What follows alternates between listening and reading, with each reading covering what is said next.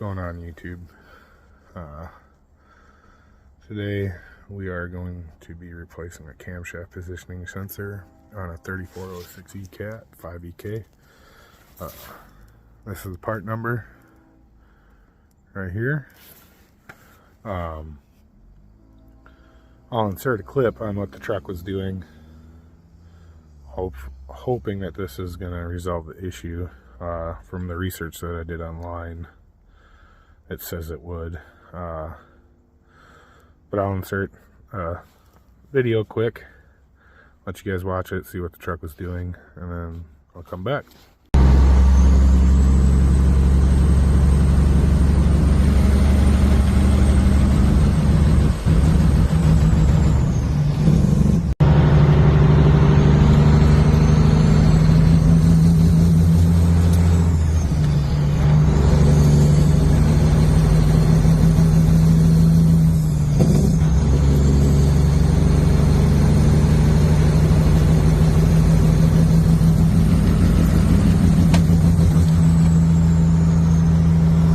Alright, now that you watched that video, so really simple to change.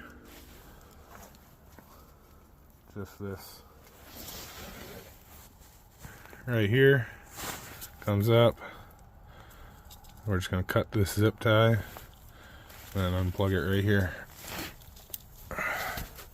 without trying to damage anything. So we'll see how.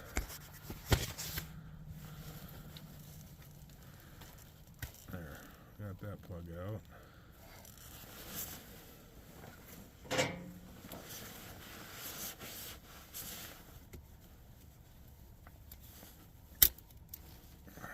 Just shattered that zip tie.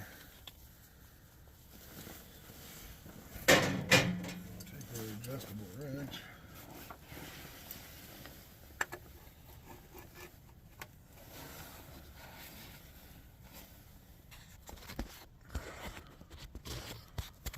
Y'all can necessarily see what I'm doing.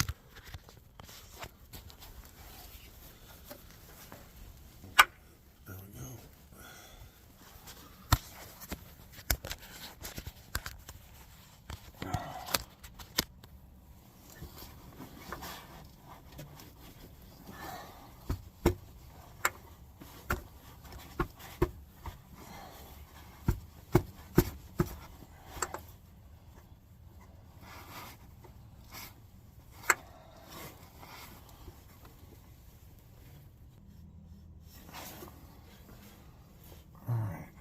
Loose now.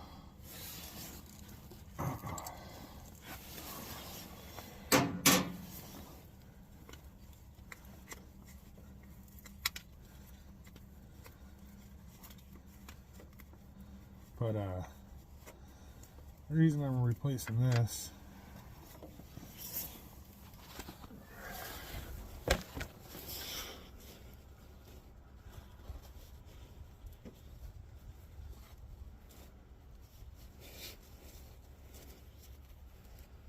I really don't see. Usually when a cam or crankshaft sensor goes, when you're having issues with the cam or crank, usually there's a gouge inside of here. So it's good to see that we don't have that issue. But I've been chasing this problem for a little over a year now. And I put the upgraded lift pump on. I put the upgraded valve in for more fuel rail pressure, because it seemed at the previous time, or that was the cheaper solution at the time, was the lift pump. And the reason why I thought it was the lift pump is because I was also noticing metal shavings in the fuel filter at the time, because I was having the same issue. So anyways, this is what we're going to try now with this cam sensor. Fuel pressures have been reading good, so that's why I don't think this new fuel pump is taking, or lift pump's correction, sorry. I don't think the new lift pump's taking a crap. It's also an OE cat part, so hoping this will fix the issue.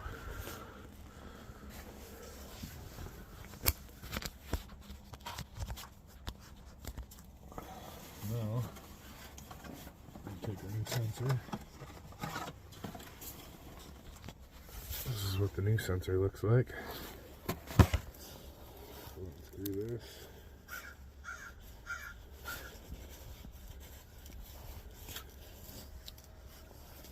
New sensor.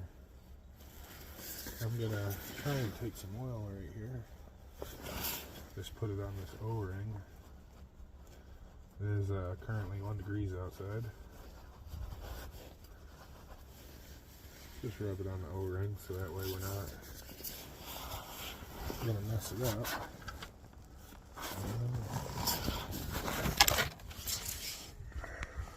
You just throw it in.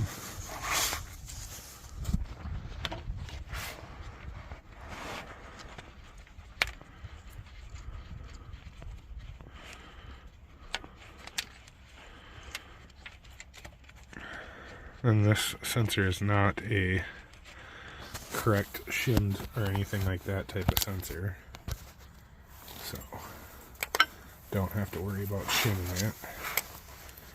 Just center down.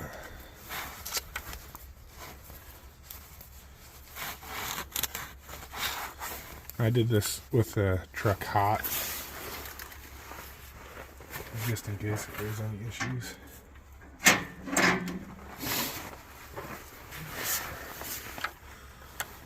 Really hope this fixed the problem. And we'll just call that tight.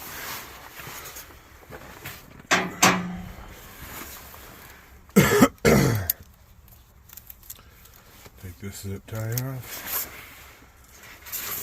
What we're going to do is grab another zip tie. And we're going to leave some slack on it. Now we're...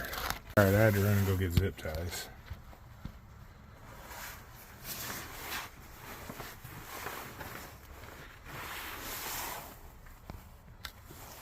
And what we're just going to do is we're going to leave it loose.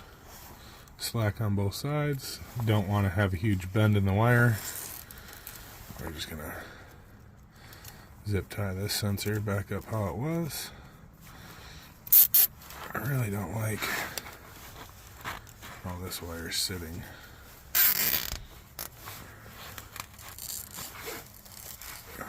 There. And we're going to call it good. We're going to trim it. And we'll go take the truck for a hot lap. Guys, sorry for the audio, but here's the test. Flat-footed.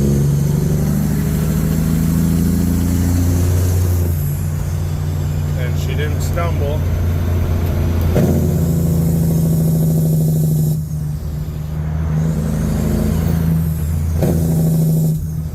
No stumble, and we're able to blow right past 35. Alright, boys and girls, I've been driving for about 15 minutes now, and the issue still hasn't came back yet, so I don't want to say I assumed I fixed the problem, but we may or may not have fixed the problem. Now, the whole point in me putting this video out there is the truck would buck and sputter and wouldn't build no more than 30 pounds of boost.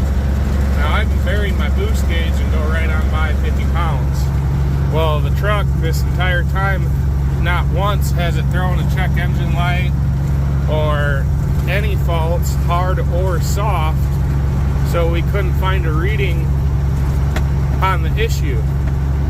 And that's what kind of led me to believe it was the camshaft positioning sensor, because it was very intermittent, or it started out intermittently. You know, it'd do it very rarely, and then it wouldn't do it for months. And then on this last trip out to Washington, on the way back, it started, or I should say, I went from Wisconsin to Washington, Washington to North Dakota, and on the way back from North Dakota is when it started acting up, and I couldn't, it would struggle, like my truck's at 625 horse, and it didn't feel like no 625, it struggled at 1500 RPMs, it would just blubber and spit and sputter, and like it just had no power. And sure, you'd say, oh yeah, it's your fuel filter's probably clogged. Well, the fuel filter wasn't clogged because we tried changing that fuel filter out. That didn't resolve it. And you'd be like, well, then you were gelling up. Well, my fuel tanks, I carry 300 gallons worth of fuel. I had power service. Now, I'm a firm believer in power service, and power service has kept my vehicles from gelling up for many years. Now, what I will say is I treated the truck with power service. Carried 300 gallons worth of fuel. I put 250 gallons, one in each tank, and then I also did diesel 911, and there was 100 gallons dumped in each tank. So my fuel was definitely treated. So I don't think I was gelling up. Now, again, you know what they say about assuming. It was negative 57 degrees there. You know, I get it. I understand that. But I've been fighting this issue for over a year now. And it's been doing it in the summertime. It's done it, you know, in the wintertime. And that's why I was thinking it was a fuel issue the first time, because we were going through filters. And then I noticed in the filters that we were seeing metal shavings in the filters when I would cut them open. And you'd say, well, it's probably from how you cut it open. Well, to an extent, yeah, but when you look inside the filter itself after you cut it open, because you're only cutting it open on one side, you know, one side of the filter, so there shouldn't be metal at the bottom of the filter inside the, whatever you want to call them, a brain part. But there shouldn't be metal way down there if you're cutting open the top of the filter. And yes, it's cutting the top of the filter upside down, so that way if any metal shavings are falling in, they're falling downward and not down into the filter. They're technically falling towards the top of the filter. So that way I ruled that out. And I put that, like I said, I put that upgraded fuel lift pump in. I put that upgraded valve spring in. And I did the, you know, for all the fuel pressure. I mean, this truck has a lot of fuel going to it. I mean, it really does. There's no reason this truck should struggle for fuel. If this wasn't it, I was gonna try, you know, maybe replacing fuel lines, you know, at that point, because, like, are they collapsing in on themselves for how much fuel I'm drawing now? I don't know. But what I do know is I believe we did fix the problem.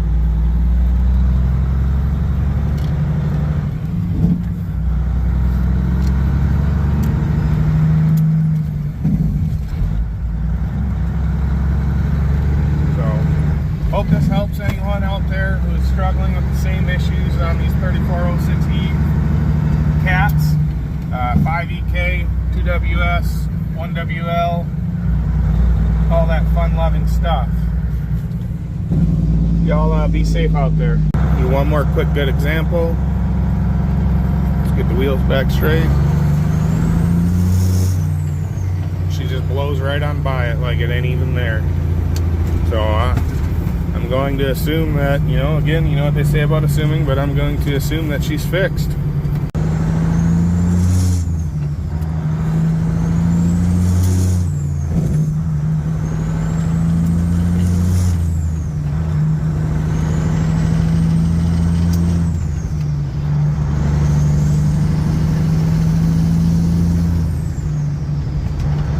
Speeding like a mofo.